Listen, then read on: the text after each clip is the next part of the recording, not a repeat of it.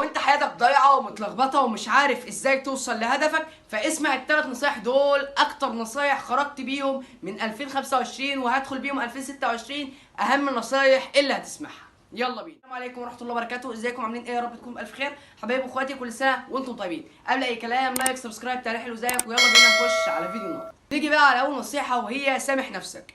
بلاش تلوم نفسك او تقول يا ريتني عملت كذا. لا تبكي على اللبن المسكوب، اصل خلاص انسكب، هتدور عليه بعد ايه؟ يعني انت خسرت حاجه او انت ضيعت السنه، ما تقعدش بقى تفكر هو انا ضيعتها، طب انا اعمل ايه؟ انا هدفي كده راح، انا كده ضيعت نفسي. لا خالص، اركن السنه خالص وشوف الغلطات اسبابها ودور على حلولها، وادخل السنه اللي بعدها احسن من السنه اللي فاتت. بلاش تقعد تلوم نفسك، اصل انك تلوم نفسك انت هتدخل في موضوع اسمه جلد الذات، اللي هو بتجلد نفسك. وفي النهايه طب انت عارف ده لو ليه فايده ما تعملوش، يعني لو ليه فايده ما تعملوش، ما بالك انه ملوش فايده اصلا.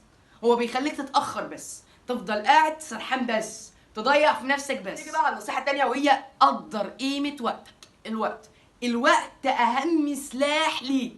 انت دلوقتي من اول سن 15 او 13 سنه لحد السن ال 40، انت مش حيلتك حاجه الا الوقت. ما حيلتكش حاجه الا الوقت. وقتك كنزك، الوقت اللي هيجيب لك فلوس، الوقت اللي هيجيب لك اصحاب، الوقت اللي هيجيب لك اي حاجه انت عايزها. ما تجيش تقول لي الفلوس، قبل الفلوس هنتكلم على الوقت. الوقت ده اهم سلاح في حياتك. ما تضيعوش على ناس ما تسواش، ما تضيعوش على اصحاب ما تسواش، ما تضيعوش على كلام فاضي وحب ما يسواش. حاول تنظم حياتك وتركن الكلام الفاضي ورا ظهرك. بقى الحاجه الثالثه، وهي استمتع برحلتك.